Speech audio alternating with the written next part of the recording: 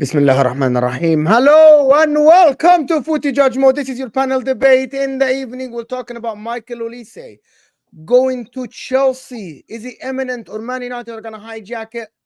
Imagine that it's not only going to be Sesko, it might be Sesko and Osimhen for Arsenal. Believe it or not, that might be the case. We'll talk about that as well.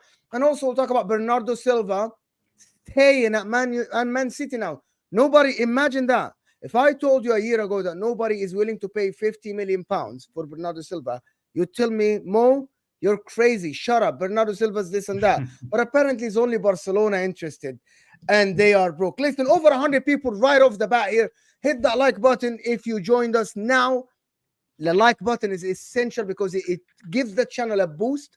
It gives this video a boost to go to the next person and the next person. Subscribe if you're new, and if you're watching this on the replay, hit that like button. Making his debut on that channel, he agreed to absolutely join us. Absolutely brilliant content creator. You all know him, of course, from the shows with Matisse and his own video, The Other Side of the Coin. Miz is here with us. Absolutely brilliant guest to talk all things Chelsea. Tell us all about how he wanted Maresca last year, of course, and how he's behind Maresca, and how it was all the dream of having Maresca at the bench of Chelsea and the project, and how he always dreamed about having his own Arteta project at Chelsea Football Club, you know? Oh my God, what an introduction. What energy, man. Oh man, I feel like I'm alive again. Oh my days. I literally woke up about a couple of hours ago and I was sort of thinking, oh, my energy's dying, but now I'm awake again, brother. I'm awake again. Thank you, Mo, for having me on your show. This is a really fine establishment, man. Like, nice setup, nice. Lots of people on the live chat, lovely live chat as well. Yeah, look, of course, Maresca. That's what I wanted from the get-go. From day one, I was Maresca in. As soon as he was in Leicester, I was like, yeah, bring this brother at Chelsea. Look, honestly speaking, and Maresca wasn't even in my mind. Like when I saw the short list and the caliber of people that were in the short list, I think all Chelsea fans, majority of the Chelsea fans were very, very underwhelmed. But I'm pretty sure we're going to talk about all of that in more details. But yeah, Maresca definitely wasn't in any of our minds. Okay, but finally, here we someone realistic. Finally, someone said it. Finally, but listen, we're joined also by the Mancunian way, Martin, of course. Martin is back from the holiday. Big up, Martin, of course. Thank you so much for joining us. Really appreciate you, Martin, being here. Both channels are in the description. The Other Side of the Coin, Miz's channel, and the Mancunian way. And we're joined by Martin, of course, supporting Arsenal. Little old me. Arteta in, of course. Always. You don't have to say that every time, Mo. Come on, you're typecasting me. This is your sure. There are names on this channel. Ahmed from Man United is called -1 now. It was given to him by Olo yesterday. -1 goal difference. You're Arteta in. No side, we Gunners. Arteta out. You know what I mean? It happens like this. Martin, we know Martin is charges. Martin charges, of course. Oh no, 4P. 4P. I can't wait to have my own nickname soon on this channel. I feel sorry for you, Miz. You don't know what Mogenda's about. I get the feeling what he's up to. I think he might be a little bit like HUSAM. So I get the flavor already. But it's fun. It's fun. Much better looking though. Of course. Don't push it. You know, you haven't got traps. Listen, let's start with Chelsea since Miz is here with us, and it's Olise links though. But before that, I want to get your opinion about the Maresca. Are people telling the truth, Miz? Are Chelsea fans telling what actually in their heart, or they are just masking it not to look weak in front of people? Are they masking it not to be bantered? Are they worried about social media before they're actually talking their truth about the club and how they feel about disappointment? Look, I don't know how many different Chelsea fans that you interact with, but the people that talk to me about Twitter. Okay, Twitter. Okay, well that's a different story. So look, put it this way: already there is a group within the fan base that are sort of looking at this whole Maresca appointment like when Maurizio Sarri was the manager at Chelsea Football Club.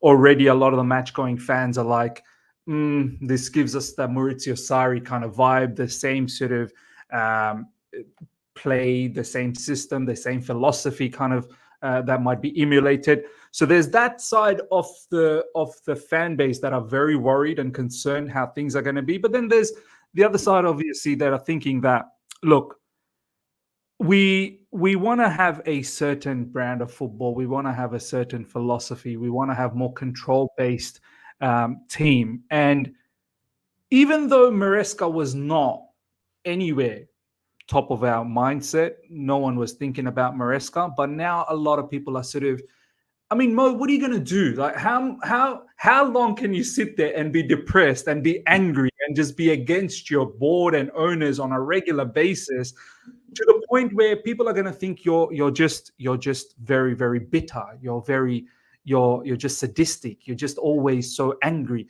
So there has to come a point where you go, do you know what? Ya Allah, please, this time, just make sure that this changes for us. So I think it's more, Mo, to really break it down. It's more hope. It really is just hope. The whole vision of Maresca being a Pep protege and working under Pep, and this whole thing that you just said, the next Arteta, you know, it all sounds great, but for people to think everyone's just going to turn out to be great, that's come out from the Pep school of Pep.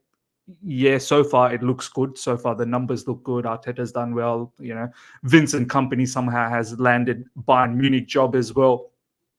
And there's a few other people that have worked under Pep, obviously Xavi in Barcelona.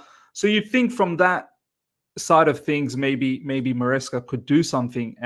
But we have to understand that this guy's never managed at the highest level. Like, this is a big job, man. From, I think, prior to Leicester, obviously he was an assistant manager at Manchester City. But he was at Parma.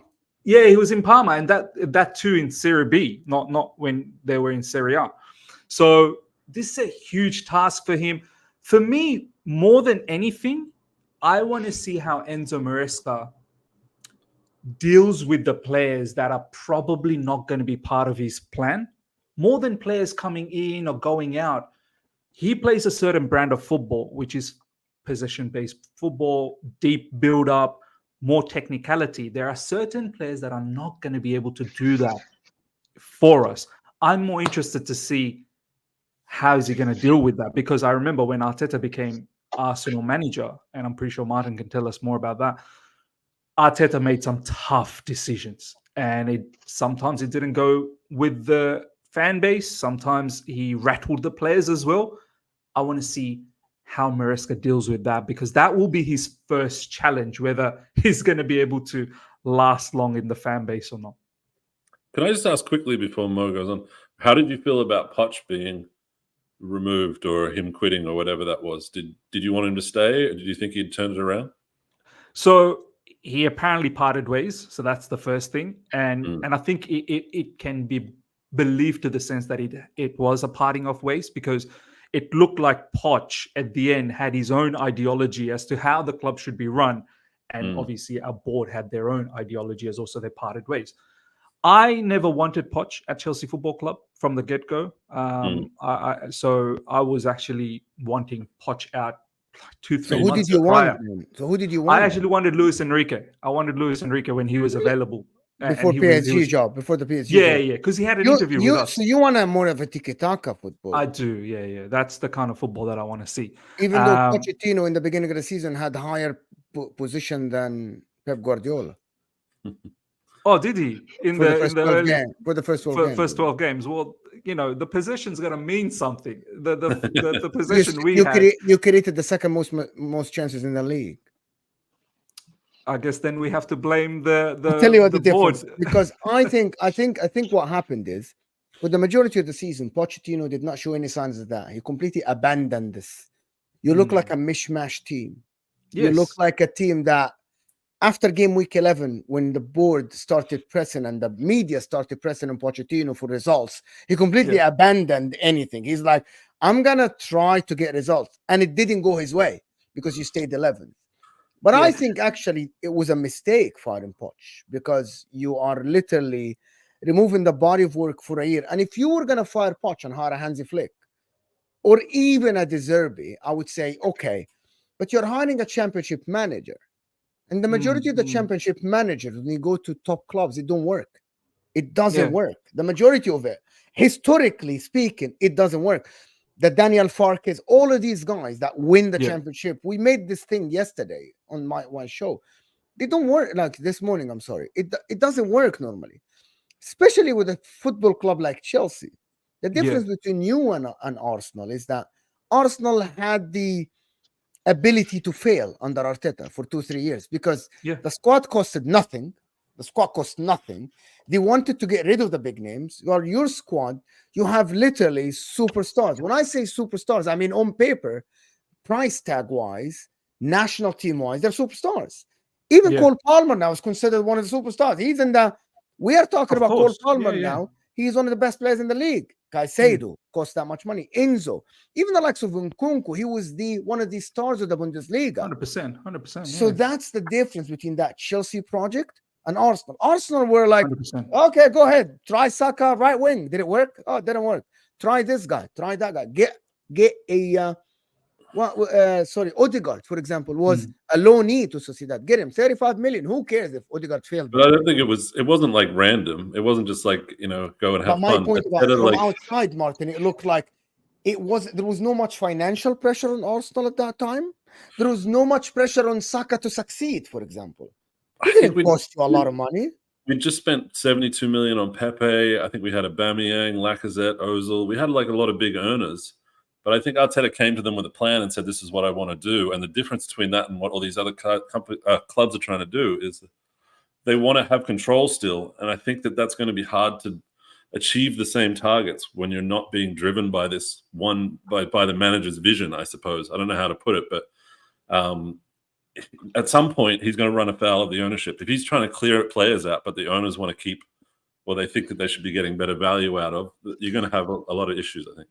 And this is such an interesting point. Just to go back to the point that by the end of it with Pochettino, I actually thought I was worried because of that underwhelming shortlist that we had. That's why I actually said, if we're not going for someone who is legitimately going to be able to take full control of Chelsea and bring us back to the top, then I don't want to change at the moment. Keep Pochettino. Look like finally, when the players and the manager was sort of gelling together, the chemistry was building and we were having some positive results.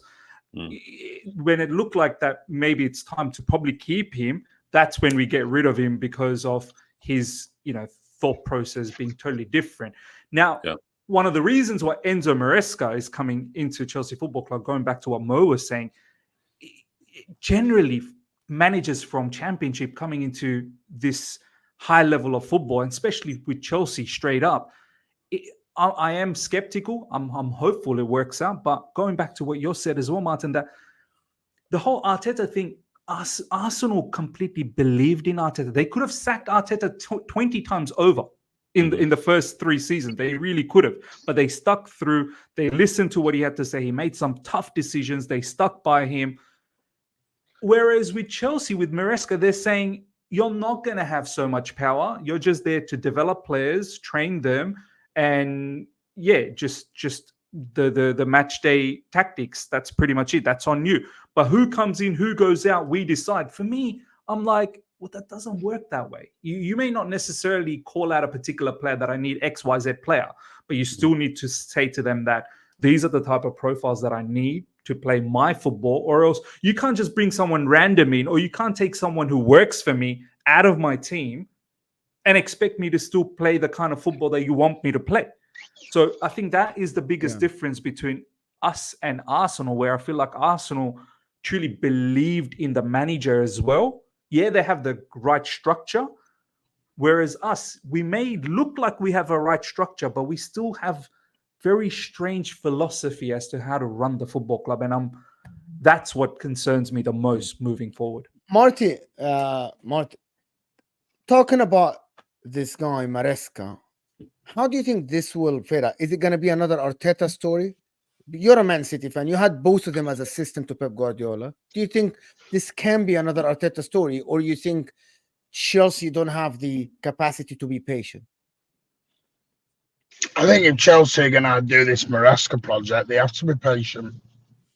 They've got to be patient. Simple facts of it is, I said it earlier, I don't like the way football's going.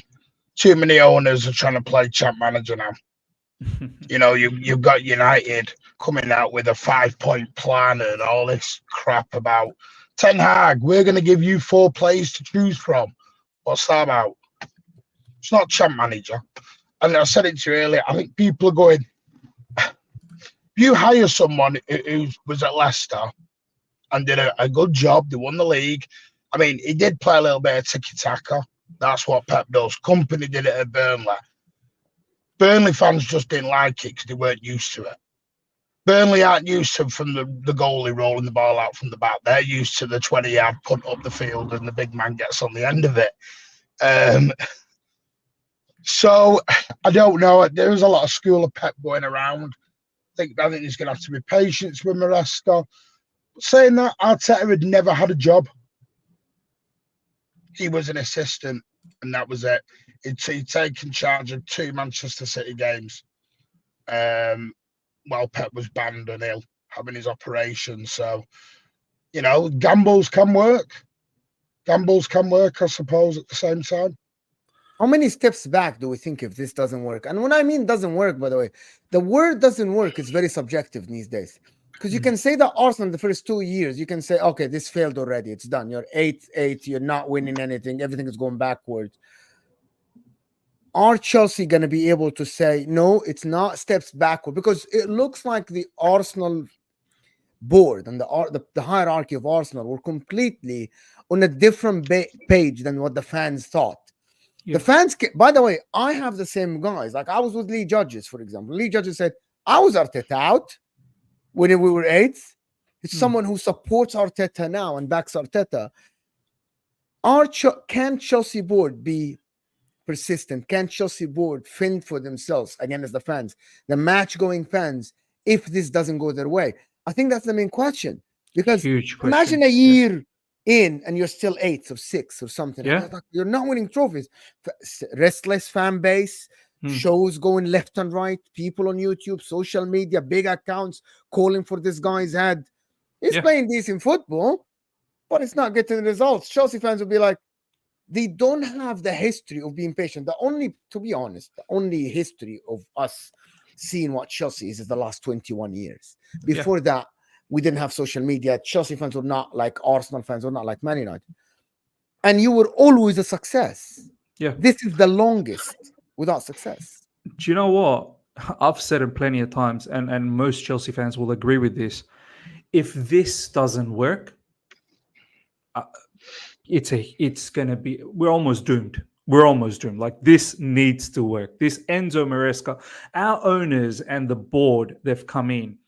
And I want to take the board, the 2 sporting directors away for a second, because obviously our owners did some mad stuff in the first season, getting rid of Thomas Tuchel, bringing Potter in, getting rid of Potter, bringing Frank Lampard. Lampard did jack all, and then, you know, hiring the new board of directors, and the board of directors hiring Poch after, you know, supposedly exhaustive amount of interviews, 2 months of interviews with Poch, only to say 12 months later, oh, we are shocked the way he played. Like, what were you talking about in the interview then? Like, did you not talk about how he's going to play? Who's going to? Oh, we're shocked that he utilized Gallagher. Like, did you not outline what the blueprint was going to be? So there is a lot of anger in the fan base that these owners, the board of directors, you've made a plethora of mistakes in terms of managerial decisions. You might have brought in some really talented footballers, which is great.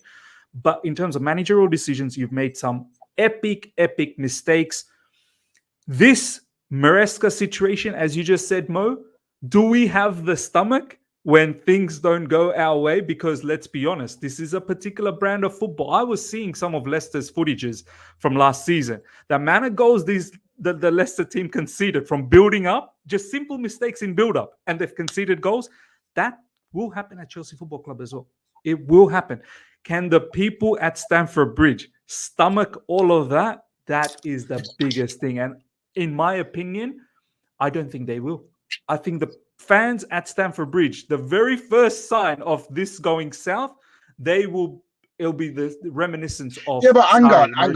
How do you know until you give it the time? Trust me Because now, Maurizio Pep Sarri, Guardiola. it was the No, same but- thing at yeah, Maurizio but Sarri. hang on. No, because Pep Guardiola came into Manchester City, and all we got told by the media was this won't work in the Premier League. This style of football won't work in the Premier League. And for the first season, we were watching playing out from the back with John Stones getting dispossessed on the byline and Leicester putting the ball in the net. Sure. Everton sticking 4 goals past us. Hmm. Now, this is where the owners come in. If you want to go down this road and do it, because I get what you said, Leicester, but Leicester are not Chelsea-style players. Of course. They're not Chelsea quality. Yeah. With all due respect. If you're gonna, this is the thing. If you're gonna play the tiki-taka Pep way, Yeah. you've got to be patient with it. I'm going to be patient. I've already You're said to gonna have to myself have no that. choice with it. Yeah, I've already said to myself that I'm sticking with this manager. I've got a bare minimum expectation that if we can at least come 6th next season and build a particular style of football and then take that next season, I'm happy with that. But a lot of Chelsea fans will tell you it's 4th, it's Champions League football or nothing, or we want this guy gone. And a trophy. like, miss, and a Then trophy. and you a are going to trophy. change And a those. trophy, You're miss. going to change, but then they're going to change the manager every 6 months.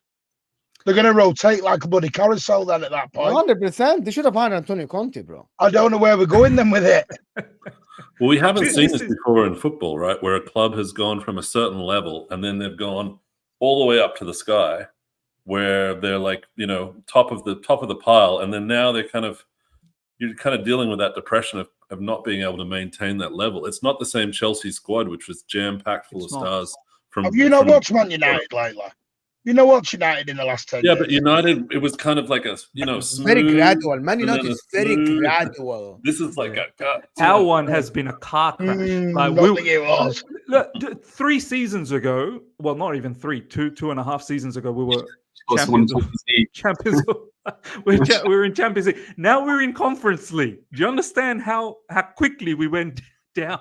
It's crazy. literally It's 24 incredible. months 24 months ago, Chelsea had, in my opinion, one of the best managers in the world. A very, very good foundation of Kante, Jorginho, Rudiger. Even they got Koulibaly, bro. One of the best defenders in Serie A. They got like Koulibaly, one of the best. Everybody wanted Koulibaly in the world. Even Pep Guardiola inquired about the guy. The craziest thing is, Koulibaly, if anyone was watching Chelsea those first 6 weeks, he was phenomenal. That goal against Spurs, like, he was phenomenal. And then Tuchel got sacked, and it was all downhill from there. And then he even says in his interviews, as you guys know, he's my favorite player of all time, or one of my favorite players of all time. Like, it's well documented. I went to a team, and the reason he went there was because Tommy Tuchel sold 100%. It to him. That was the reason he went to Chelsea. And all of a sudden, Tuchel's not there anymore. 1 or 2 bad games, Potter sits him down, and it's literally falling off a cliff to a crazy level. It's Chelsea are champions of Europe. 6 months later, they're nothing, which is ridiculous. Like, I've never seen anything like that in my life. No. The decline has been, as both the Martins have been saying, it's not like the Man United one. The Man United, we can see gradually they're just going down and down and down, and to the point where they're just right now. Man United are in the mud, so royally in the mud. But we have met them in the mud in quick fashion time. Do you know what I mean? And by by spending more than £1 billion, by the way, to get there. To get there in the mud. Yeah, officially now with the money that for Estivao now, it's 1.04 billion now. Officially, by the way, guys. Officially more than officially a bill. Now they were 980 with the 60 million pounds. It's officially now above $1 billion in the era of Top Volley. But someone in the comments just says Serie A players never work in the Premier League. I mean, the greatest Premier League player of all time came from the Serie A. The other Vieira came from Serie A. Bergkamp came from Serie A. So many of them. That invincible team that you don't love so much was basically built off the back of Serie A flops. If we're being serious, but that's just. But that's a different time. I have an analogy. And by the way, Jorginho went to Chelsea and they won the Champions League, and he was nominated for Ballon d'Or. Ballon d'Or, yeah, it was third in Ballon d'Or. You like him or you don't like him. The fact is, the guy was in a good team, right? A good team that didn't win the league in Italy. Went to Chelsea, won the Champions League. I have an analogy for this. It's a different day, though. Go ahead, Martin.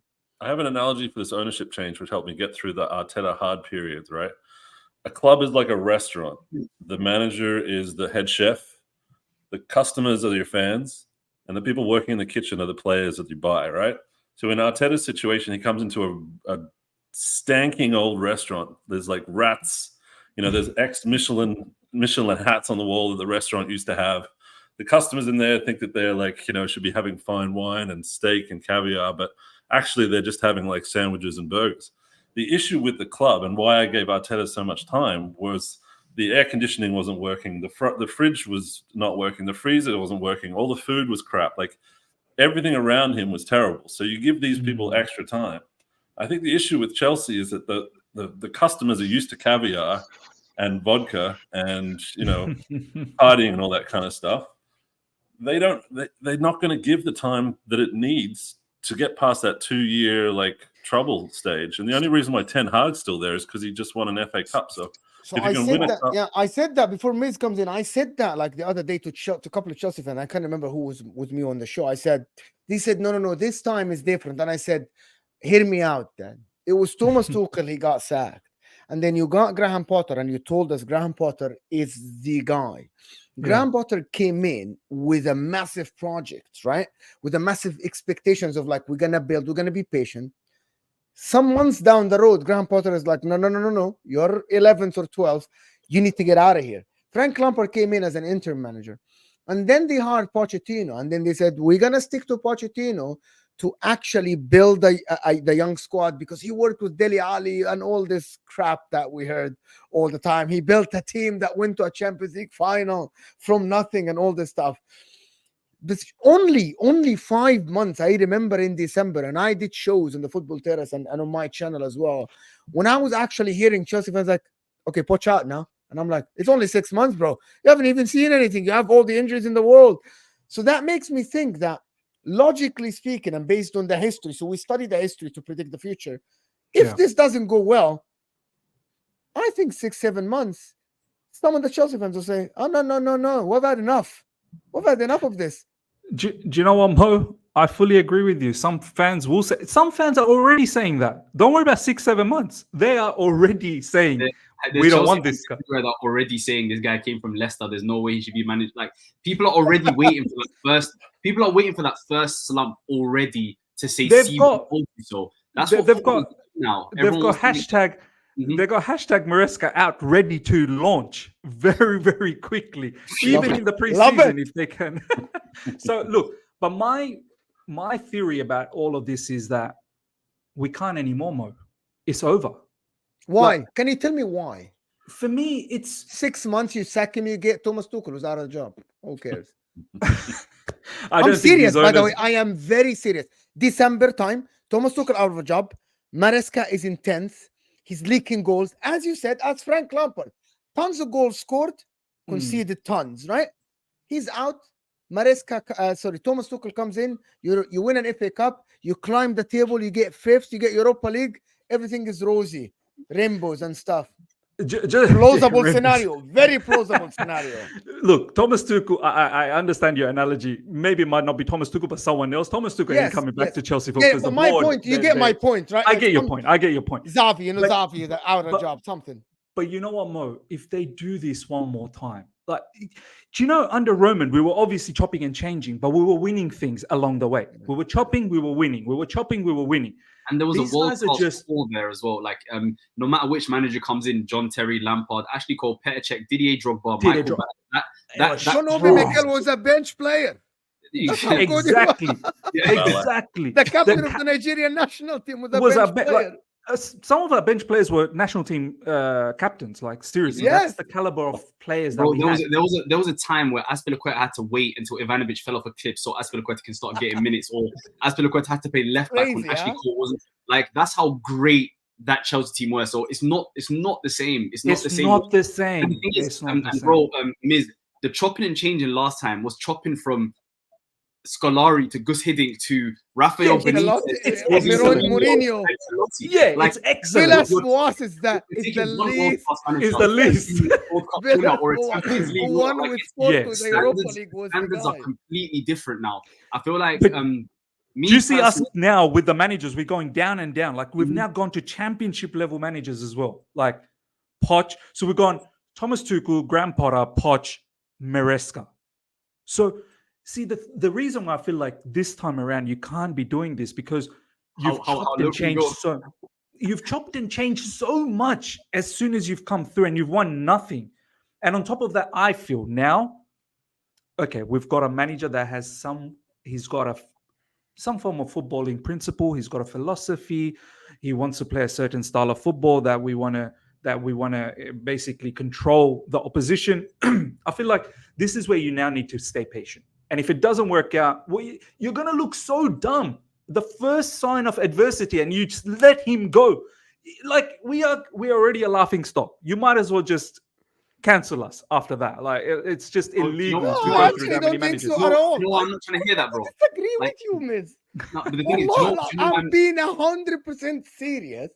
If it doesn't work and you get another manager and it works out even for 6 months, our reputation is you'll bad. look all Our right. reputation is bad. but bro, You're trying to What is microwave the a difference process. between second Potter, second Pochettino, and second Maresca? It's That's just what- one, that's exactly- another By one the in way, the box. the reason I'm not trying to hear, There you go. the reason I'm not trying to hear, like, I understand what you're saying, and you're one of the more logical, optimistic Chelsea fans, right? But the reason I'm not trying to hear that is because this was the exact same reason that people allowed the Graham Potter signing. It was Sure. possession-based football. He displayed this at Brighton. This is so you can understand why people like myself are we're kind of weary when we Skeptical. understand. You're skeptical. You're skeptical. Yeah.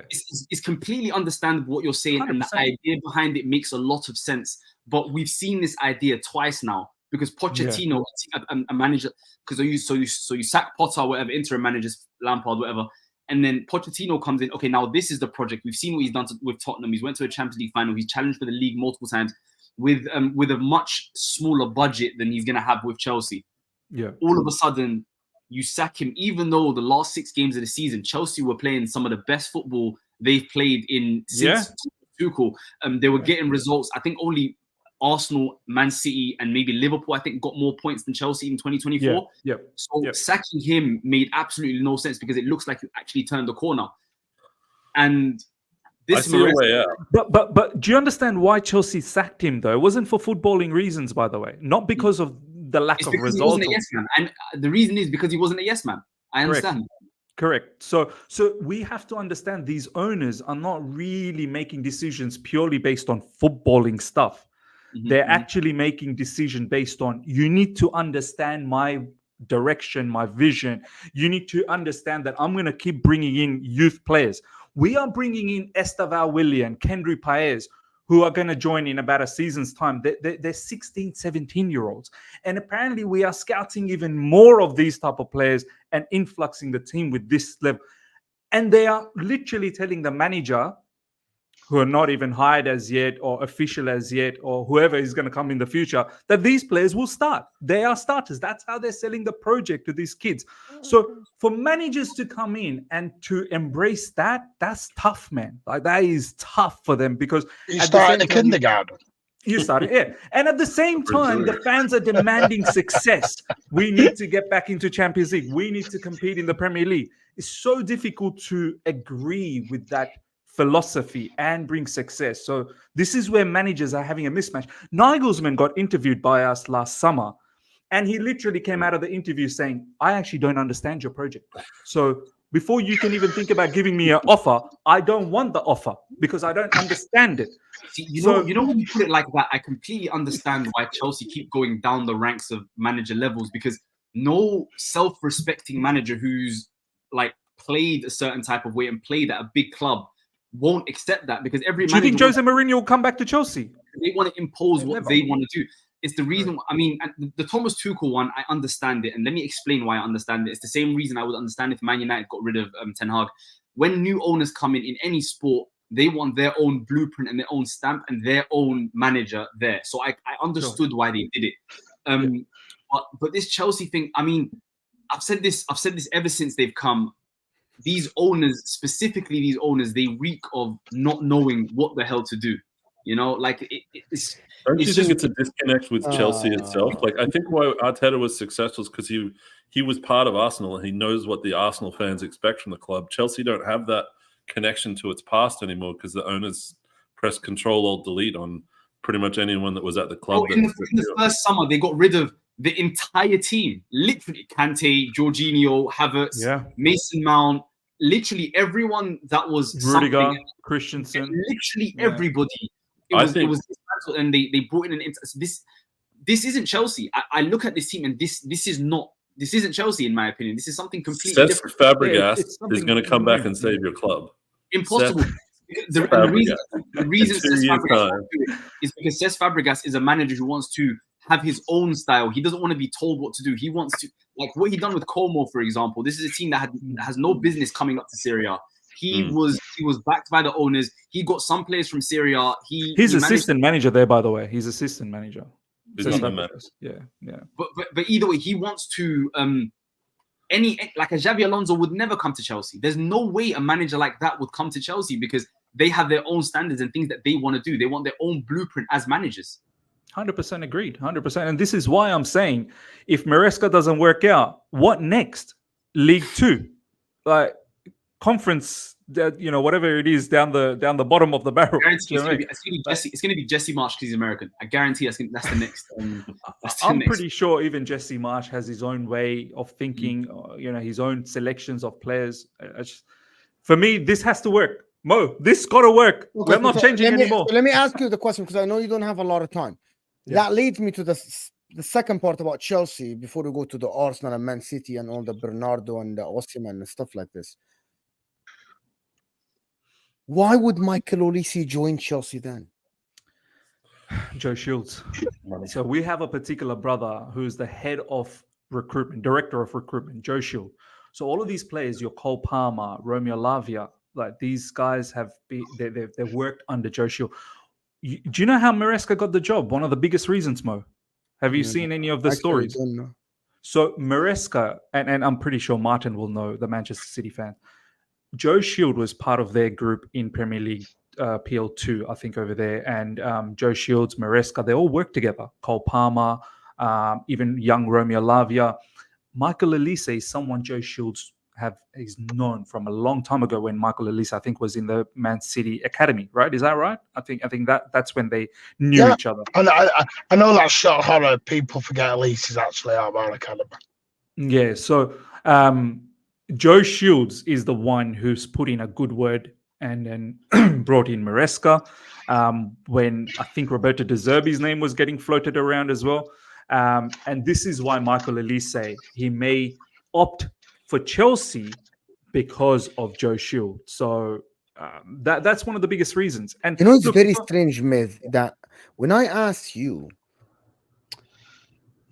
and when I asked Goonie, I had Goonie the other day on the show, and the first thing that Goonie mentioned was he is a Copham boy. He wants to play with the guys. And then when I asked you, your first answer, your first reason was this guy Joe Shields. It isn't that the project might succeed. It isn't that it's exciting. It isn't that anything related to the actual prospect of a football club. You know what I mean? Yeah, of course. But the majority of the other people just say otherwise. Say that, for example, the Chelsea project, more likely than not, might be more successful than other clubs around in London in the next 3 to 5 years. But on what basis are they I know what you did there. You know what I mean? You know what you did then, Mo. You know exactly what you just did then. Yes, you did. With your little line of like other clubs in London, you know exactly which. It's Arsenal, and they say exactly. Than Arsenal and Spurs. But again, because I was convinced that Olise. Okay, let me just tell you that lineup. Okay. Yeah. Before today, it was rumored, right, reportedly, that it would be Olise, Osimhen, and Nkunku on the left, Cole Palmer behind, Lavia and Caicedo. Just imagine that team. Just think about that team. Makes no sense, bro. And then you want to try and fit Enzo Fernandes into that team. Bro, no, forget Enzo. Caicedo and Lavia, Cole Palmer, Olise, Osimhen, and Nkunku on the left. So your 130 million euro midfielder who's supposed to be the star boy and the centerpiece of this project, you're just not going to play. I don't think it's the centerpiece anymore. I don't think it's Enzo Fernandes. I agree. No, bro, I agree. No, he has to be. No, he has to be the centerpiece. No. It will never work. It will be under Maresca. Under Maresca, it will be. I think we're all agreeing on the same point. Me and Mo are saying he shouldn't be. Miz is saying he will be simply because of the price tag and the owners. Do you know what I'm trying to say? So even though he shouldn't be, and he has quality as well. Let's be honest. He's got quality. He's a good. Wow! You got to remember. Chelsea. Enzo By the way, you got to remember that you're sitting in Footy JUDGEMO, where all season for the last 18 months I've run this agenda on Enzo. You know that. Oh my God! Let me. No, but what you got to remember is getting a bad name in the society. Chelsea going to change everything now. Chelsea are going to go to this tiki-taka. So Enzo may get involved. Conor Gallagher may not be involved in this. Conor Gallagher has to play in Chelsea team, in my opinion. You need. He won't do because Gallagher can't play tiki-taka. Pure profit as well. Can't do it. Yeah, he can't. This is what I mean. You've got to realise what Chelsea have just got. I know people don't like this, and everyone goes, Manchester City is irrelevant, and we don't care about them. Every club's trying to be us. Everyone's trying to be in their own little way. They're all going around trying to be us, whether it's coaches, players, except for Liverpool. I'd say everything. Except for Liverpool. Except for Liverpool, right? yeah. Except for Liverpool. We agree that's wrong, right? Because there's only one. And guy I'm not that even can trying do to the troll with perfection that, by the way.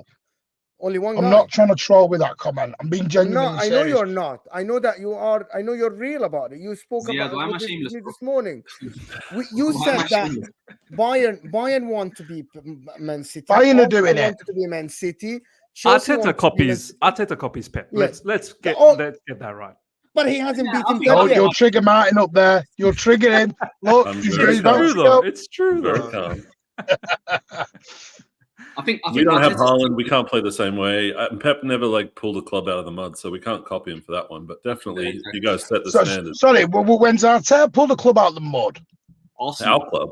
Arsenal were literally an 8th place team when he took over. Now they're challenging for the Premier League title. It's literally taken out of the mud. Martin doesn't seem to acknowledge where we were as a club.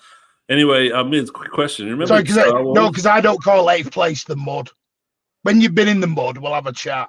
Oh no, but that's different, Martin. That's a different mud. When you've been in the mud, we'll have a chat about the mud. That's a different mud. Yeah, we can compare mud samples. But you remember in Star Wars where Luke Skywalker put Yoda on his backpack and was going through the forest? I don't know if you've ever seen that scene. Luke's got Yoda on his back and he's training him to be a Jedi. I'm not a big Star Wars fan, by the way. I didn't even watch Star Wars. I don't like it, actually. Yeah, I'm not a big Star Wars I do, because I'm shameless. I love Star Wars, Star Trek. Enzo needs to be on Luke Skywalker's back, which is Gallagher. Gallagher needs to be running around and Enzo needs to be doing the kicking. Between the two of them, you could merge them into a really good player. But I have a feeling the ownership wants to sell Gallagher probably before June 30th, right? Yeah, that may not happen this time, and we may not need it to happen this time around because our owners are finding loopholes everywhere. We're apparently selling our hotels to ourselves.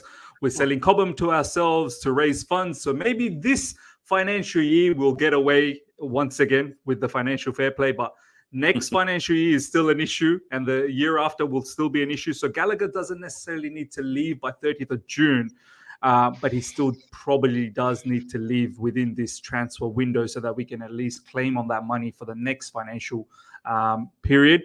But look, I don't want to actually even take anything away from Gallagher. I think Gallagher showed signs of improvement last season under Pochettino, but he fits the Pochettino bill a lot more. We've seen Gallagher when it's in tight spaces. He's not always comfortable to receive the ball when it's first time passes, thinking quick before the ball even comes to him is not great when it's a lot more possession based, where people are talking about, Leicester had the 100 pass man. Do you know what I mean? So can 100 touch or whatever it is, right? Can you imagine, Gallagher playing in that sort of setup? I don't think that's suited for him. Gallagher can be a very, very good player in other clubs. Not to say that he's a bad player altogether. He just won't fit, in my opinion, in this particular style of football. Enzo Fernandes, however, we've seen Enzo ball out for Benfica. We've seen Enzo Fernandes do so well for Argentina. It's a bit crazy because it was only 6 months that he was even in Europe before Chelsea paid that ridiculous amount of money for him. The reason Chelsea did it was because of the World Cup, where he had McAllister and Rodrigo de Paul holding his hand, in my opinion. Holding his hand. Oh my God! I think of the three, he was the worst of the three, in my opinion. Maybe I'm wrong, but in my opinion, I think he offered the least of the three in that midfield. I'm not sure about whether he offered the least. I think all of them three work complement each other very very nicely well. in tandem. Yeah, You take away Enzo, I don't think that midfield operates the way it operated in the World Cup. Similarly, if you take away Rodrigo De Paul, they all had a role to play. McAllister had a role. I won't be shameless and disagree with you. You're 100% right. It worked very, very well together. It was a good combination. It was a good combination. I agree. But what I'm just trying to say, Enzo is probably the more easily replaced one. Maybe that's who would you have replaced in that Argentinian team by taking Enzo? Who would have played that role? I'm not saying someone can replace him. I'm just saying of the three, he's the most easily replaceable. Whether you change formation, you do a 4-2-3-1, and you bring in another attack, I'm just saying he's the one that you can replace the easiest. Maybe not. I mean, McAllister offers a lot, and Rodrigo De Paul, in my opinion, very few midfielders replace him because he's got that incredible balance of great. Maybe you're right. That like Rodrigo De Paul has a certain style that is you need a certain type of player to be able to cover a lot of the ground. Like Rodrigo De Paul kind of reminds me of the work ethic that maybe someone like Gallagher has, for instance. Right? Probably not as much as one of my favorite players. I love Rodrigo. Yeah, no, he's beast. He's an absolute beast. This was 10 goals and 10 assists, like yearly for like playing the number 10 for Udinese in the Serie A. But anyway, this is where we're completely. Yeah, listen, I want to do this super chat because Miz has to go. So yes, Kimmich is saying Napoli from league champion to 10th in 1 year. Absolutely fantastic. And we just managed to secure the number one coach on the market. So we're good, bro. We're Salam Mo from Zero Talk and all the panel. Al Hilal are champions. Cristiano Ronaldo to shush. Yeah, it's okay. It's okay. Al Hilal are champions in the Saudi League. Thank you, Ahmed Habibi, for the super chat. Komdin, Olise played for Arsenal and Chelsea before City's academy. He isn't City academy kid. I didn't know that. To be honest, I don't know about the history. He's out of City's academy, so I don't know what he's talking about. Not saying where he was beforehand, but he's out of it. He was in City and Arsenal from the age of like 10 to like 17. Yeah. And he moved to City's academy at 17, played 1 year before he went pro, and you're gonna see he's an Arsenal academy. He's an Arsenal academy. Yeah. No, I never said. No, hang on a minute. Stop trying to do that as if you've got some sort of bleeding victory here. He was still there. No, the question was why Chelsea wanted him. I was answering it. Arsenal and City play differently. Yeah, they play a little bit. I agree 100%. They are more boring, but Arsenal are on the way to be more boring as well. More control. You know, it's happening. Like City were like boring. Control. Sorry, but what happened with Zinchenko? Did Zinchenko not invert into the middle? A little bit, but everyone hates that now. So. Where's that from? Martin, let me finish. Who started that bollocks? Let's stop doing it. If you're going to talk bullshit, at least talk real bullshit, shall we? No. 1 second. Sorry, guys. I need to finish this. I didn't know. 1 second. Sorry, I just didn't know that Pep Guardiola was the first ever manager to invert a fullback into midfield to give an overload. We never said that. So I see your Pep Guardiola agenda. We all know you've got your Pep agendas, guys. We all know you know waffle. Can we leave this later? Poch took us to top 6 elite manager. Surely Chelsea in 3 years is the highest Chelsea have been. I think under the ownership was Poch. It is the highest. Yeah. And at the second, listen, people. Miz is gonna go. Thank you, Miz, for joining. Wait, Miz, before you run, Miz. Wait, who are you signing, Miz, as your attackers? Because Chelsea's only problem is scoring goals, and it has been the same thing for like the last 5 years. So this has a few multiple answers, to be honest. I actually had Osimhen initially, but I was thinking Poch was going to be the manager. I felt like for Poch, Osimhen was going to be a very, very good striker. For Maresca, look, I don't know too much about his football, but from what I'm understanding, he wants a Jackson type of a striker. He likes that Nicholas Jackson type of a, obviously not Nicholas Jackson's, lack of ability to finish things off on a consistent basis, even though he scored quite a lot of goals. But now it kind of looks like maybe we might go for someone like a Sesko, someone. My preference now would be Gyökeres from Sporting. Gyökeres from Sporting is, I think he fits the bill, but the release clause is a bit too expensive. There was a player for you at our club, but you guys missed out. He signed a new contract. Lautaro Martinez. Well, Poch wanted Martinez. 90 million pounds, 80 million pounds. I would have been like, oh my God. Can Maresca Save cake, Lukaku. beer, everything. I would be like I think doing. Can Jackson's Maresca gonna save take Lukaku? I don't think Yeah. so. Lukaku can't save himself. Don't worry about Maresca. Anyway, I Tommy want to Conte. appreciate. Thank you, Miz, for joining. Appreciate you. Thanks, And buddy. hopefully, we'll see you again, Nice to meet you, bro. guys. Nice to There's meet you still all. over 500 people here. You guys can go and subscribe to Miz's channel, the other side of the coin. Appreciate it. One Appreciate click it. away. It's linked. You don't have to type. You don't have to do anything. It's in the description. Just click more, and you will see it. And it's just easy. Thank you, Miz, for being here. No, I had a Pleasure. fantastic time. You guys are a fun lot, man. Honestly, it's been brilliant. Thank you so Appreciate much. it. And Miz. hopefully, we'll Thank see you soon. Appreciate it. See ya. Bye. Thanks. Bye. Now let's go to the main Main news. Guys, there's about 550 of you here, and before we go to Arsenal, I want you guys.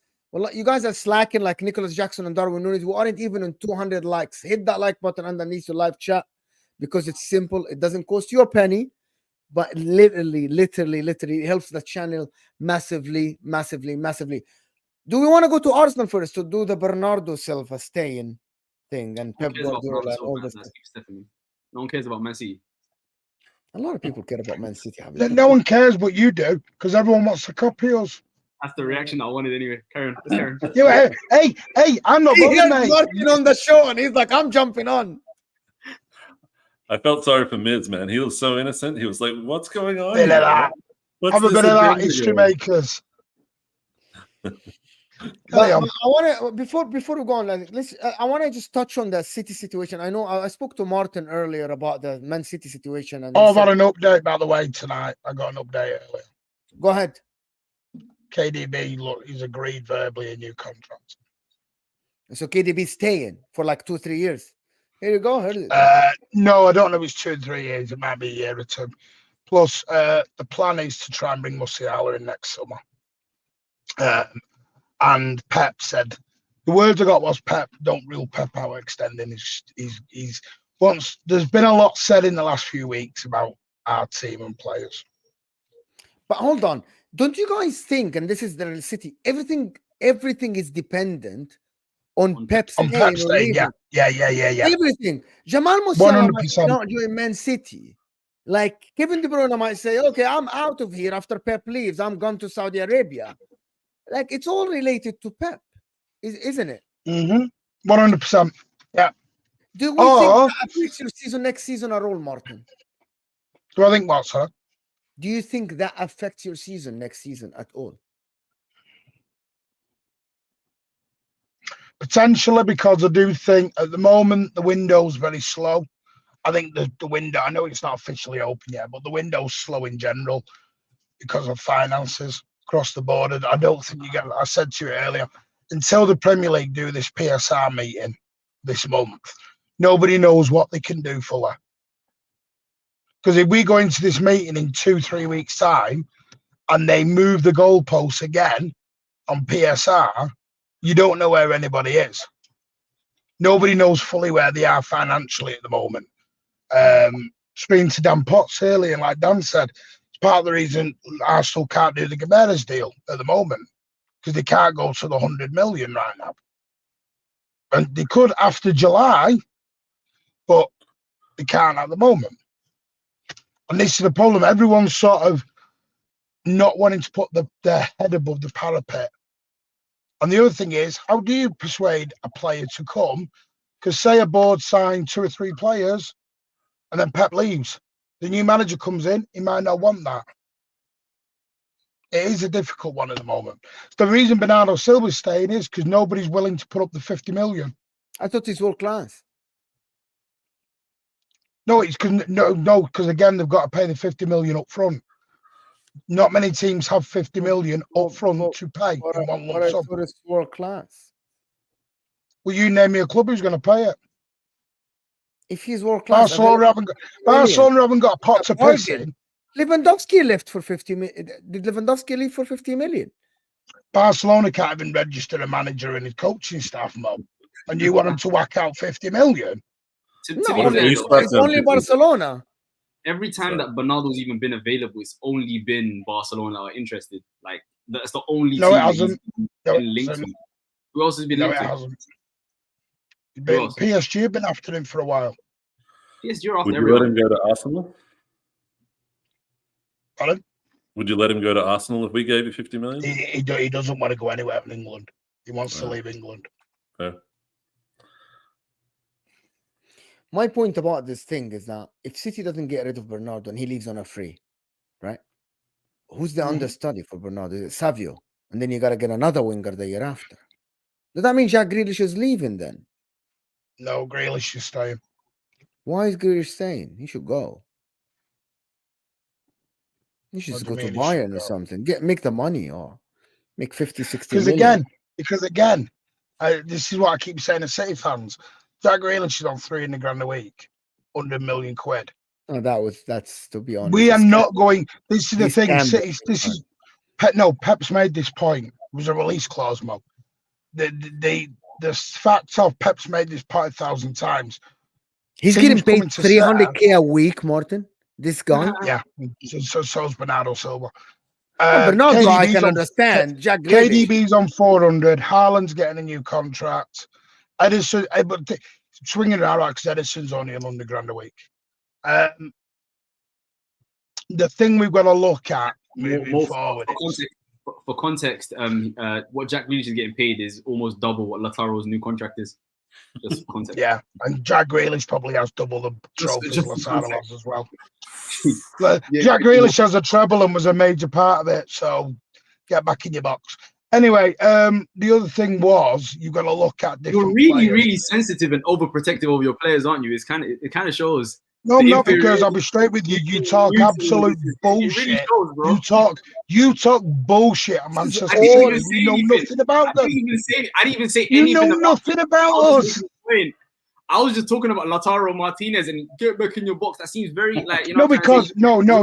Don't do that. Don't be disingenuous. Because what you do is the little slide dig on Jack Grealish. I'll say, like, let's be honest. I do that all the time, Martin. I do that all the time. Yeah, and I'll pull you on it because listen, we know jealousy in the green-eyed monster is a hard thing to deal with. We know it is.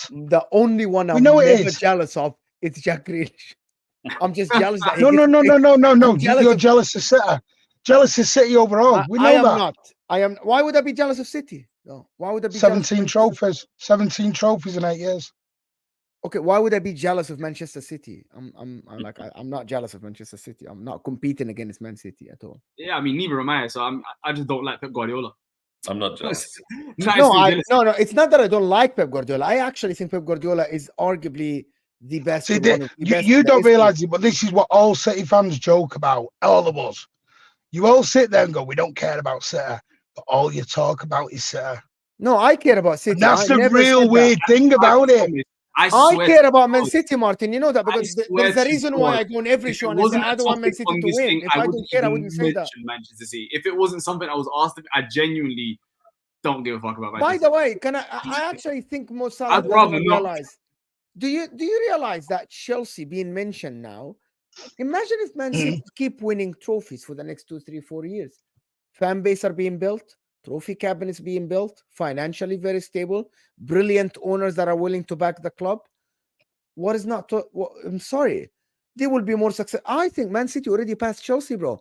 10 league titles, a treble, a Champions League, 15 cups, one behind Arsenal, 15 domestic cups. Huh? Bro, I think if we're being honest, four feet, dominant one team of all time, in my opinion. Yes. I think if we're being completely honest, I think Man City are the second best run team. For me, they are the best team of all time. Best team? No. Listen, I'm not bothered about that. I'm not bothered. Last season team is from what I saw. Are you silly? This is this recency bias. Are you crazy? No. In the last 20 years, I can name 5 teams better than that Manchester City team. That what Man City did at the back end of last season. And during a big period, and how the approach. You did it in 2019, and it was better than this. Barcelona. Who did? You yourself in 2009 did what Man City did in better fashion.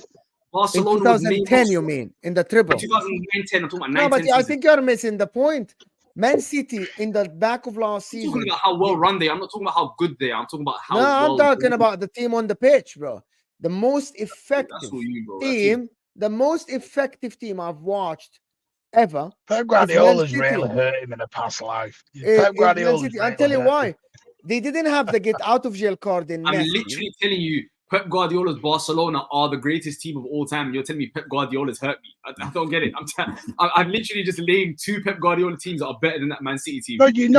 No, hang on. You just said 5 minutes ago. Oh, I don't rate Pep. I didn't say I don't rate Pep. I did not say that at all. I said I don't like Pep. There's a difference. I think Pep I don't like Pep. Yeah. I absolutely respect that he's arguably one of the best coaches ever. Yeah, I agree. Anyway, Mo, let's go back to the transfers because we're going down agenda roads here. Anyway, I mean, just get my words correct in it. I didn't say rate. I rate him. I think he's a top 3 manager of all time. I think he's the most influential coach of all time. I think no one's changed football as much as Pep Guardiola. Top one. That's your opinion. That's arguably it can. But anyway, if we are having this conversation, that means he's up there. So back to the transfers of Manchester City. So listen. There's not a lot going to happen at the moment. We've got a lot of players. People think there's going to be this mass move out and a mass move in, and it's not going to work like that. Some City fans need to get their head and realise it's not fantasy football. It's not FIFA.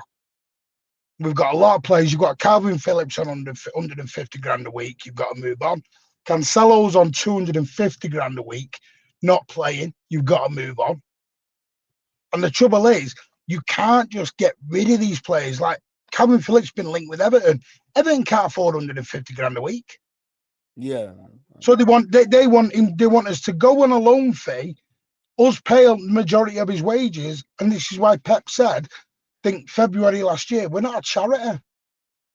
We're not a charity. Every time City go knocking on the door, we've got to add 30 or 40 million onto a player, but they come to our door and they want them for free. Or us to do them a favour. And it doesn't work like that. We had to pay people to take Aubameyang. I think we paid Barcelona to take Aubameyang. We've had to do that. We've just had to do it for too long. Arteta was part of Pep's team, which is a good segue to Arsenal. Before I don't want to stay for too long. Arteta was part of Pep team when they inverted. So a lot of people actually say that Arteta is the one who actually told Pep about the inverting thing. I don't believe this, but anyway, I don't think Arteta was in that caliber of a manager. Oh my God, he's the one who developed Zinchenko and Gabriel Jesus. He's the one who taught the guys how to pass the ball. He taught De Bruyne how to cross. Arteta. Who are you talking to? Why are you talking like that? I don't sound like that. Because some people do that. Not you, Martin. Some people do that, bro. Oh my God, Arteta is the one. Arteta is behind Pep's success. Oh my God, I'm like, come on, just get out of the blanket, bro. Get from under the blanket, bro. Just get to the real one, smell the coffee, and wake up and go to work. Osimhen to Arsenal. Is that something? And I'm not going to sit here and tell you I'm in the know or I'm not in the know. The reason why we have Mo Salah here is Muhammad can tell us exactly, does it work? If it happens, does it work? Do you see it not happening? Forget happening or not happening. Will it work? Will it get them a world-class striker that will change the way they play? The thing is, right, obviously, as this well documented, I'm a massive believer in Arteta. So if Arteta brings him in, I feel like he's got an idea of what to do with him and how to use him. Osimhen, when he's healthy, is going to get you 20, 25 goals a season. And one thing that Osimhen guarantees is he's going to press and he's going to run and he's going to always make himself available. And he's one of the few players in the world, similar to Haaland, that can get you a goal out of nothing. If Arsenal are struggling to break down teams, which is something that we've seen multiple times this season, they can just start putting crosses into the box, and eventually Osimhen is going to get on the end of one of them and score a goal. So if Arsenal get him, I think there's a plan in place on how to use him. And if he stays healthy, I think that could be the one to take him over the top.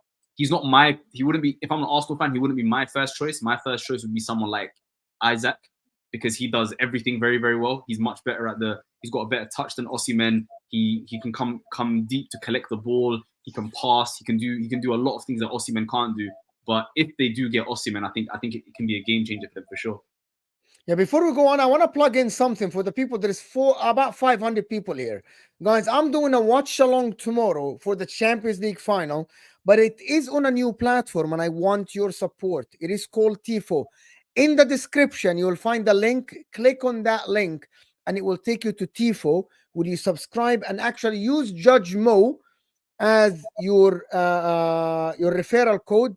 It will help me massively, massively, guys. So please, I'm doing a watch along tomorrow for the Champions League. So please, please, please go and join. It's free and it has a fantastic features. You can start your thread. You can join me on the stream. And it's an amazing platform. And I'm trying to build a community there. And I need your help. It's in the description. Please, I'm expecting at least to reach 100 people after today's stream. It's a watch along. It's called TIFO. It's the second thing in the description of this video. Click more and you will see the link. Click on the link and use JUDGEMO, one word, as a referral, please. So I'm doing a watch along tomorrow. Back to Kumdin. Sesko is bigger than Osimhen for Arsenal. Isak and Vlahovic is bigger than Sesko. Are you serious? Better than, I think. Better than. Yeah. Do you mean Sesko is better than Osimhen? Why do people do this? I don't know about that. Did you see our stream yesterday, the Gooner Lounge stream? You jumped in there for a second. It turned into a bit of a screaming match. Yesterday. What about Yeah. You see that? We were talking about... No, on Saad's channel. No, I didn't. I stepped out. Okay. I joined and I stepped out. Okay, yeah. What happened there? So go ahead.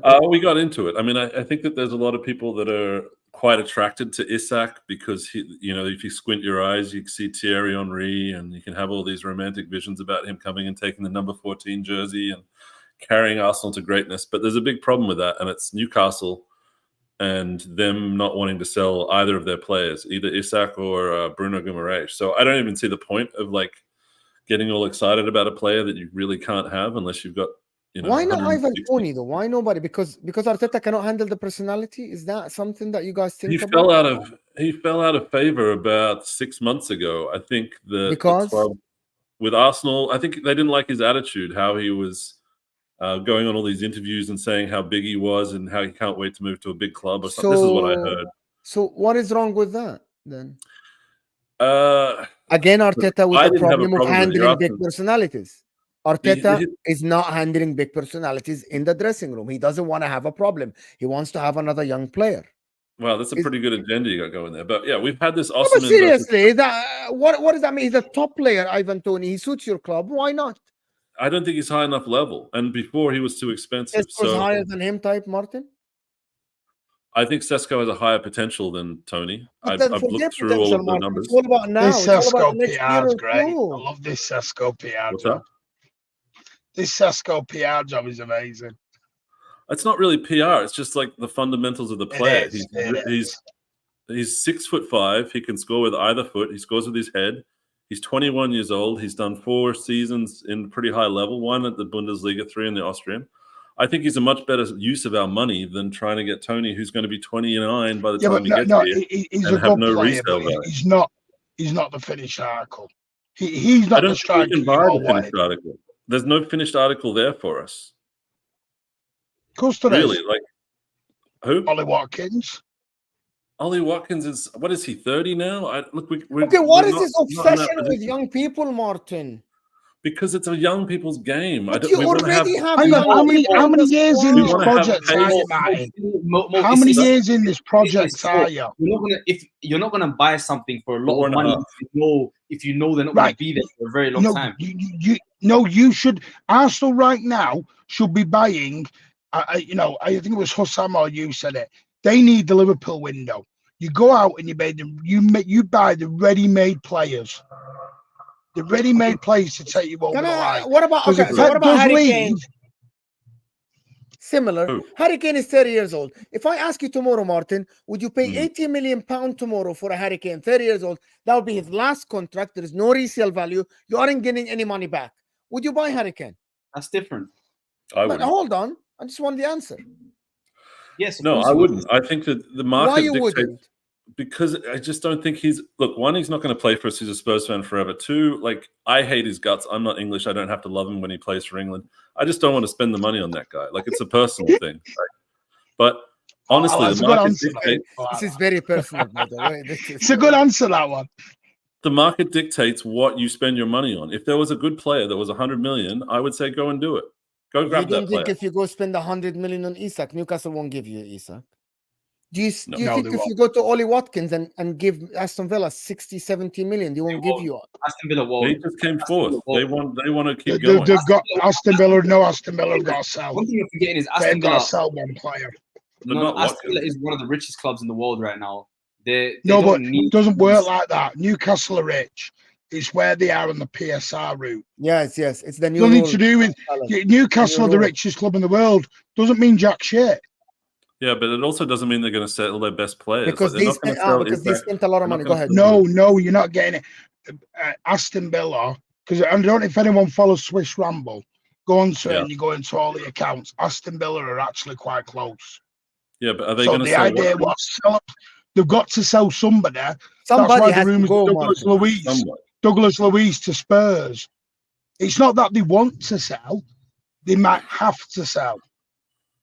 So Why they do can people? reinvest. Why when I say that Arsenal? I'm sorry. The last thing, and I'm gonna let Martin go. Why when Mo says that Arsenal need a ready-made striker today to add to the team, people tell me no, you're wrong. We still can get a young prospect. Why?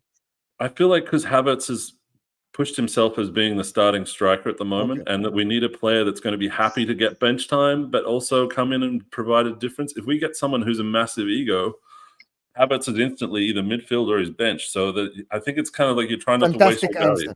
Fantastic answer. So from now on, I will actually, but this is my opinion, which is against the Arsenal's opinion. So the reason why Arsenal fans say that why you want Arsenal to buy a ready-made striker, because you guys are convinced that Havertz should be your starting striker next season.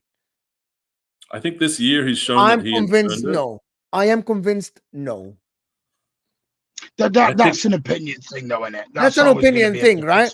But even Arsenal, so you change. So Martin, you changed your opinion over the past 2-3 months after Havertz showed you that great form in the last 2-3 months or whatever.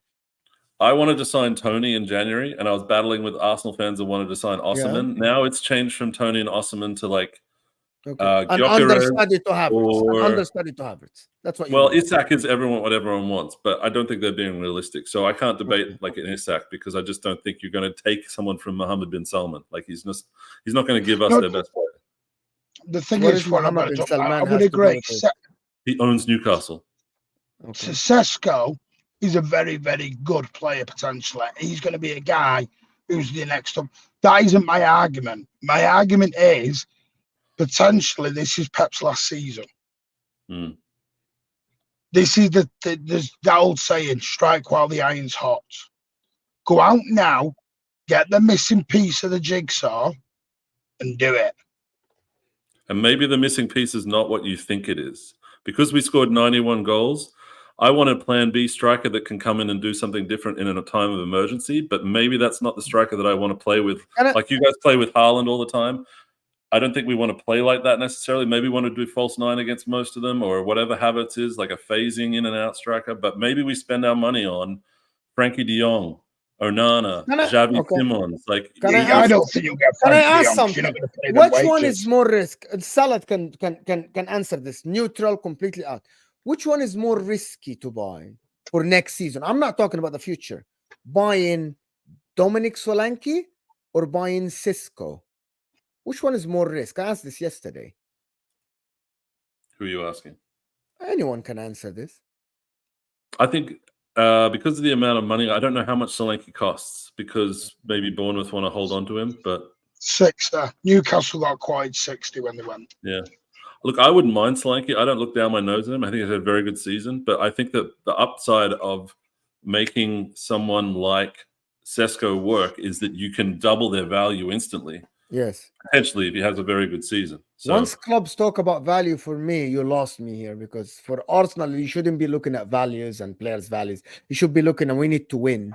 Forget players' values and we can double his value. Not value, but you do realize Arsenal's here comes Arsenal Defense League. Go ahead. No, just wait. Like I think Arteta he likes to sign players. I let you talk. I didn't say a word. The second I speak is Arsenal Defense League. I didn't say a word. I think Arteta has shown he likes to sign players that he thinks he can get something more out of. And if there's a player which is already like Ivan Toney, I don't think you can teach an old dog new tricks like that. So maybe that's who okay. we want to work with.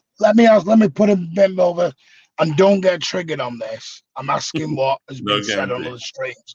No, before you do, You know you'll I'm be just genuine triggered. You know question. you'll be triggered. I know, right? but when anyone says that, it's like when they go, I don't mean offense. Salad, I'm joking. I'm going to offend you. Huh? Right. I'm joking. Say Arteta doesn't win a trophy this year, and a lot of Arsenal fans have said, that's it then, time's up. He's not going to be there to develop Sesko.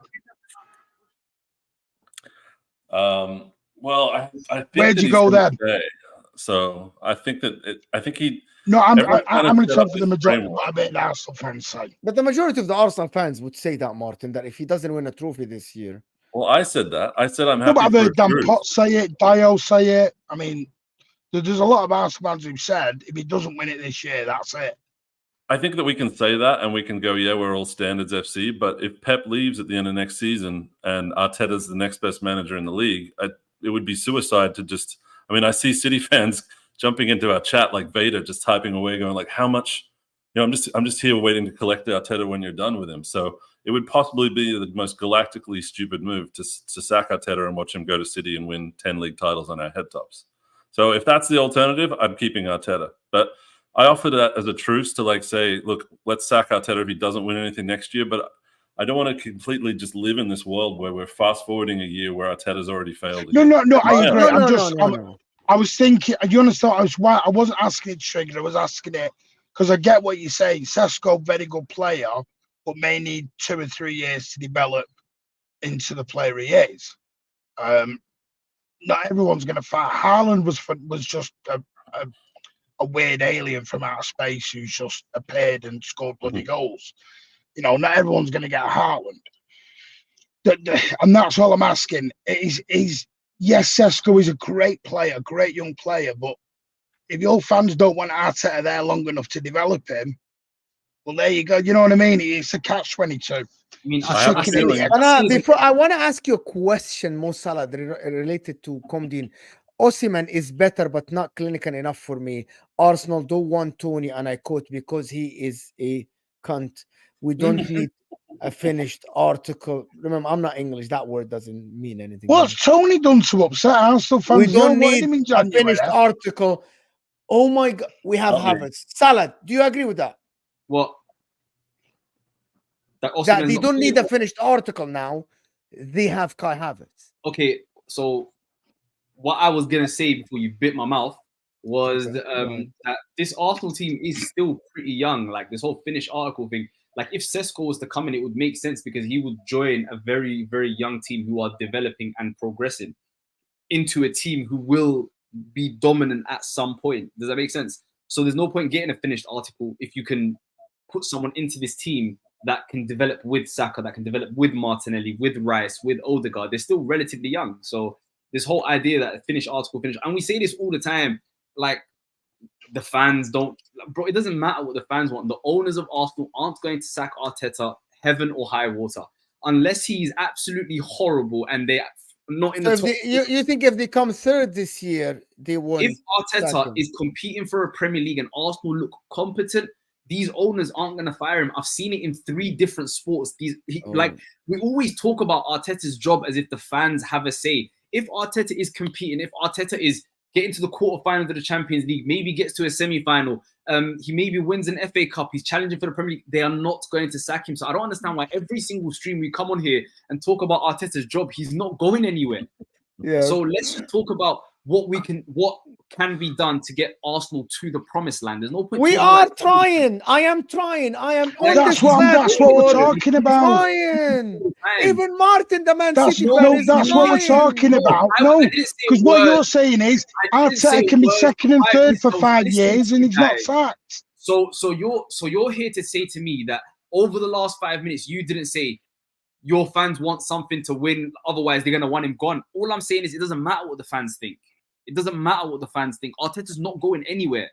So there's no point even discussing that. Like, it shouldn't even be a topic of discussion. So what you're saying is Arteta can win jack shit and he's all right for 20 years. What? I'm not saying 20 years, but I'm saying over the next 2 years. Well, how long then? How long then? 5 years, Martin, 10 years? Did you see the threshold thing? I don't want to go into this argument, Mo Salah. because That's what I mean. You've got to put a time scale on summer. Comdine, Watkins worth maximum 45 million. Sesko will be better by January. Comdine, you really love it. I respect you so much, by the way. Thank you so much for supporting the channel all the time. Like, every show I see him putting his money there, joining in with the conversation. The channel, I fully respect you. Thank you so much. I don't agree with you a lot of the time, but like we respect you, and like he backs every Arsenal decision makes, and I'm like, I'm not one of these guys. I respect that. As he said, maybe we spend the money. We have a striker saved on Leao. We saved a striker on. That's a good shout. He said instead of buying a striker, get Leao. That's a very good. That's a shout. Because we say Arsenal needs superstars. Arsenal needs. Oh yeah, get a Leao. Here is another one. But that's my point. Okay, Arsenal are in for Rodrigo. Are you like the kid at school who copies homework? Hold on. I'm gonna ask Mo Salah, who is Arteta's defense league and Arsenal's defense league. Would Rodrigo join Arsenal? He wouldn't join Arsenal, but it would be a great signing for them. So you think if he wants to leave Real Madrid and Arsenal come and knock him, would he join Arsenal now? No, but the thing with a player like Rodrigo is anywhere he goes will be a downgrade. Does that make sense? Literally anywhere in the world that he goes will be a downgrade from Real Madrid. Not Man City though. In terms of club stature. Yeah, club stature and everything is a downgrade. Even Barcelona is a downgrade from that. Exactly. From Real Madrid. I'm talking about the level of trophies, the level of competing. Like Man City every year compete for Champions League. Man City are always in the latter stages. If that was the case, Man United would be buying everyone. Yes, exactly. Man United stature. Jesus Christ, are we doing this historic shit again? No, but I'm just saying, even in terms of football, it's still a slight downgrade. Man City are not a downgrade. It really isn't. Also, really, sorry, Manchester City have never been away to a Champions League game and low blocked up, so let's not do that. Don't say football's a downgrade at all. In the football wise, that's garbage. With all due respect, Salah. And then you'll tell me, I've got no hate for Pep. I've no hate for Pep. I'm sorry. Bullshit. I'm gonna say it here. Football wise, Man City, number one, the most watched league in the world. Man City are 4-peat. The winners of that. Man City just won a treble. Man City have owners that back their manager. Real Madrid are Real Madrid, followers and everything. Hey, do you want another stat, Mo? Football-wise, about USA? With all due respect to everyone, football-wise, I don't think it's a downgrade. Football, and also, you're arguably being coached under one of the best managers. Yes, before sensitive Martin over here got involved, and before you started going, yo, Pep Guardiola, I was gonna say.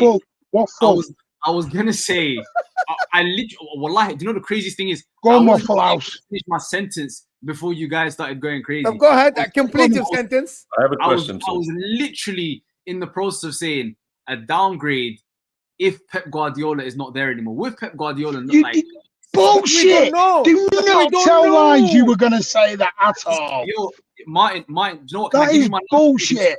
Shout at me. I feel like you want to get your anger out on someone. And you like, no. I'll tell you what it is, because you are so disingenuous, brother. You are disingenuous. Okay, listen, let me tell you. Rodrigo, you did not.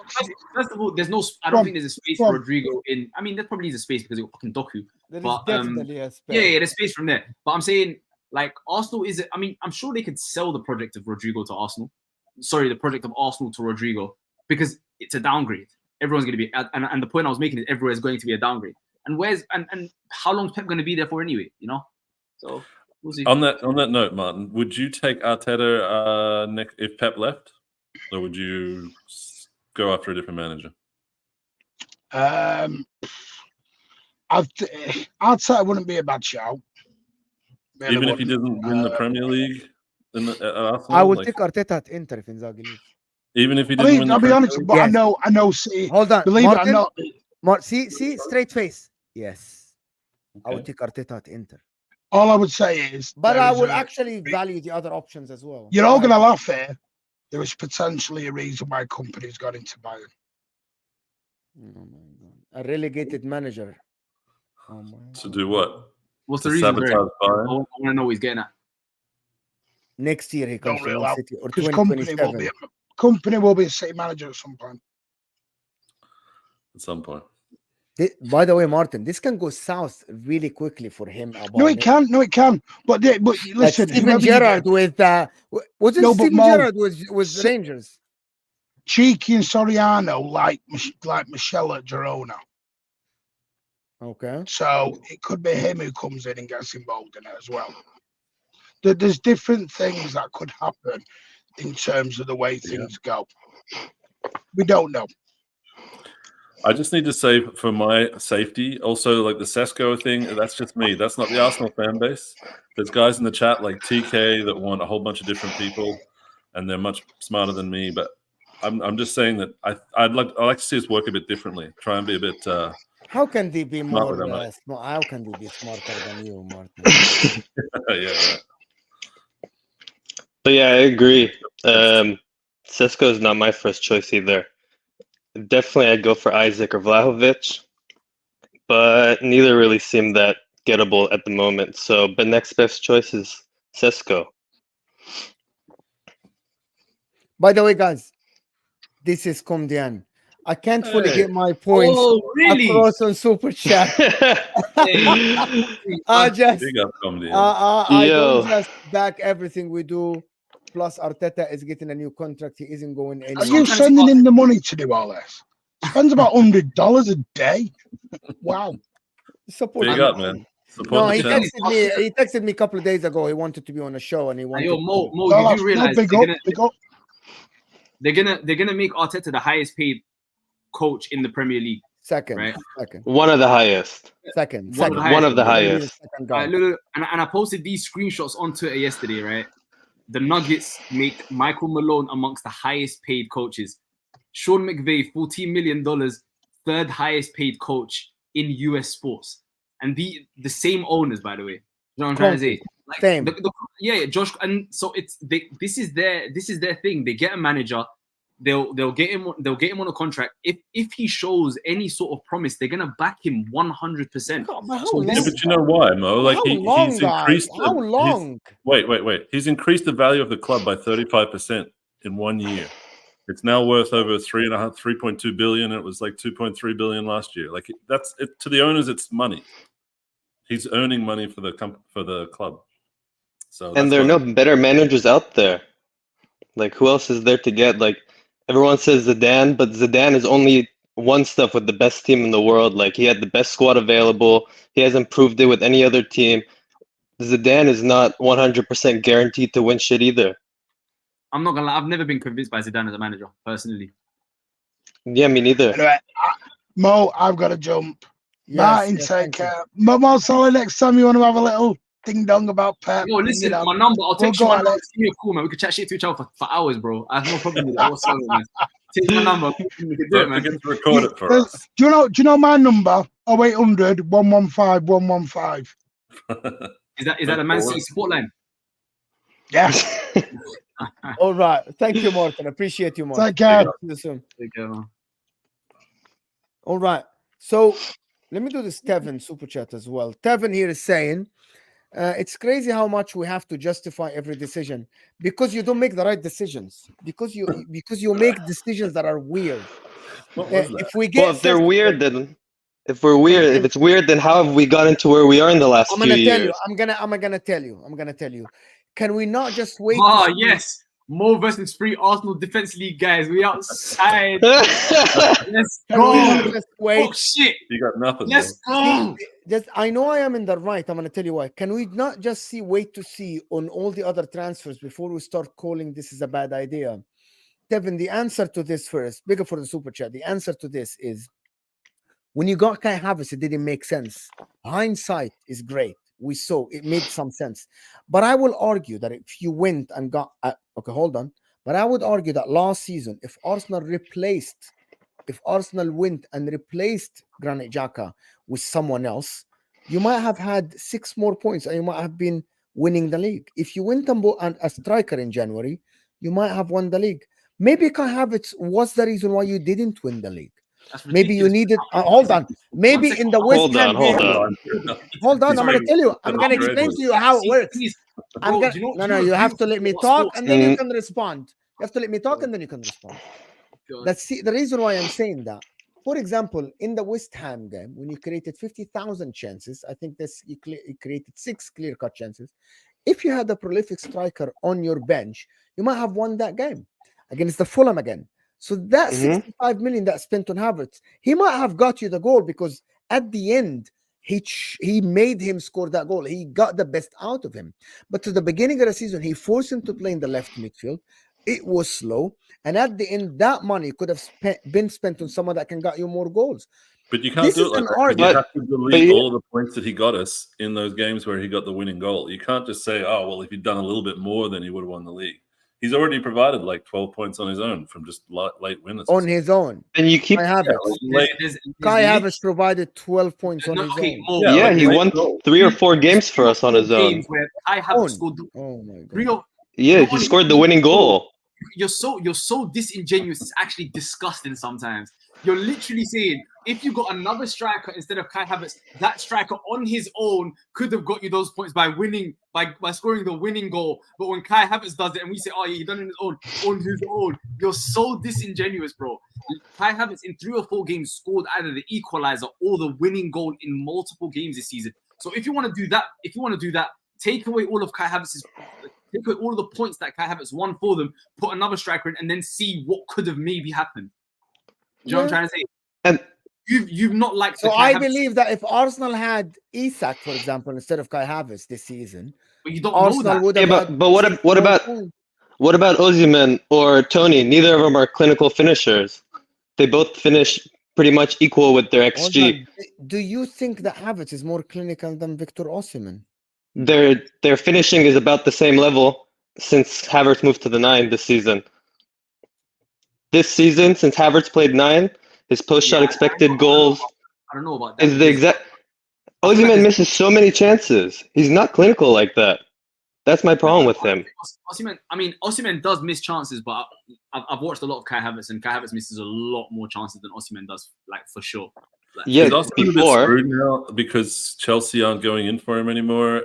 He was kind of like the hype guy that everyone's going to pay 130 million for. Now he seems like no one wants him. Okay, there was a question before this Havertz situation, because I actually think Havertz was fantastic at Leverkusen. If you can get that Havertz back, he might actually be the starting striker that you guys want. And it looks like he's on the way to do that. But you cannot wait. But Mo Salah was going to ask another question before actually that Havertz talk was here.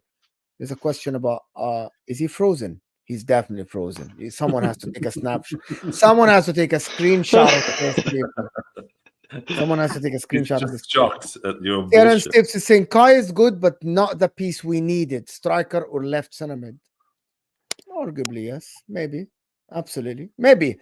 Opinions differ, though. Opinions differ. That's the thing.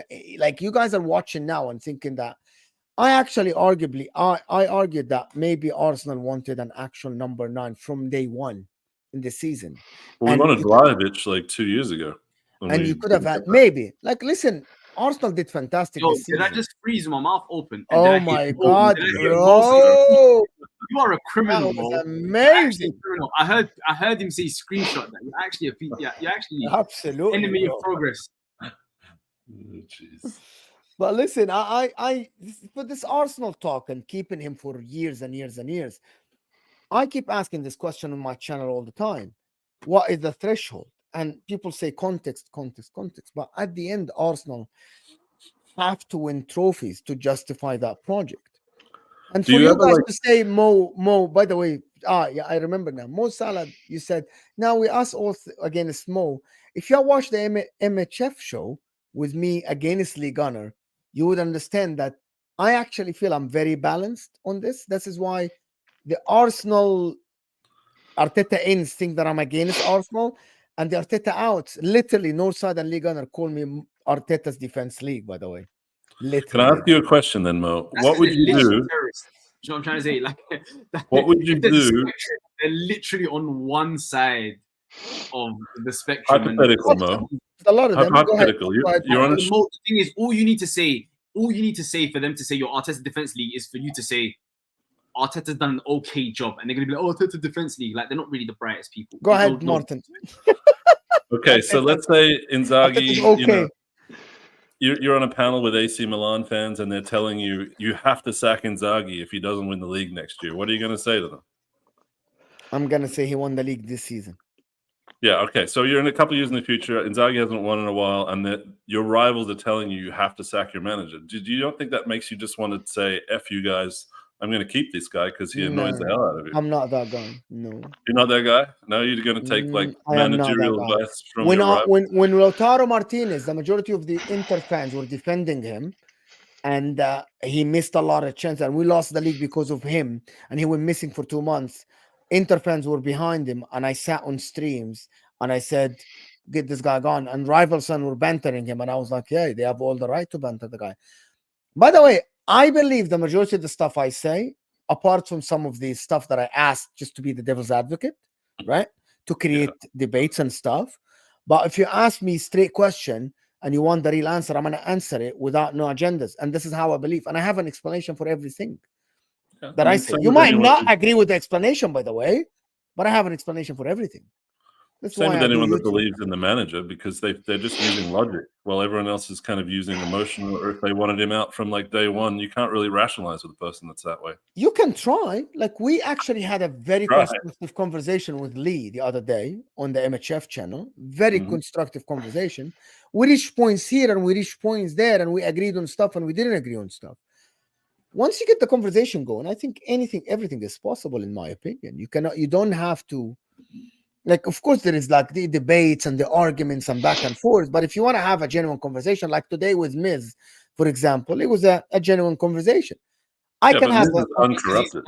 That's because he's competent and level-headed, and you can have a conversation. Actually, so for example, I actually received a message from Ziad, and he told me that he disagrees with Miz. He respects his opinion, but he disagrees with him in a lot of what he says. For example, opinions, people need to understand that opinions differ. That's because Ziad thinks Chelsea are still Chelsea and they still have Lampard and Drogba and John Terry and they should be winning everything. Ziad told me this year that Caicedo and Enzo are the greatest midfield. We were on a stream together, bro. Where he said it's the best midfield in the world and no one can get close to them. So that's probably why Ziad disagrees with Miz, because Miz, again, level-headed. For me, Ziad will say on himself, I'm level-headed, I think logically, right? And Miz is the one who's pessimistic, for example. Bro, I can sit here and play devil's advocate until tomorrow, okay? Yeah, but it's not fun unless the fan base that wants to keep their manager. If there wasn't anyone that was Arteta in, it wouldn't be talked about every day. The other managers, like, you don't talk about Manchester United because everyone's kind of like, I don't know about Ten Hag. But there's nothing to really like win there. Can I argue against that? Am I lagging? And no, you're not. But can I argue against what you just said? You said you cannot argue. You don't argue with the fans if the fan base want to keep Arteta. The problem is we hold you to the standards of what you talk about. We were on this show. You know, Adib said Salah Ziad never said Enzo and Caicedo were the best mid in the world. Wallahi, we were on this show. Was it best in the Premier League or was it best in the world? I don't know. But he said Enzo and Caicedo were the best pivot in the Premier, one or the other. It was on this show. I actually think Adib believes that himself.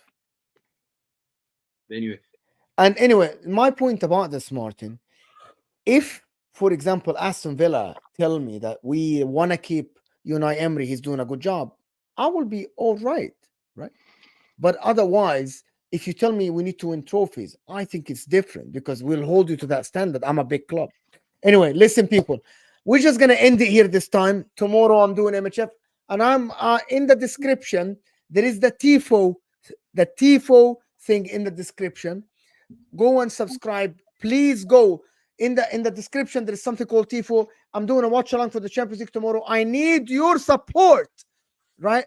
And you guys are slagging because none of you actually went.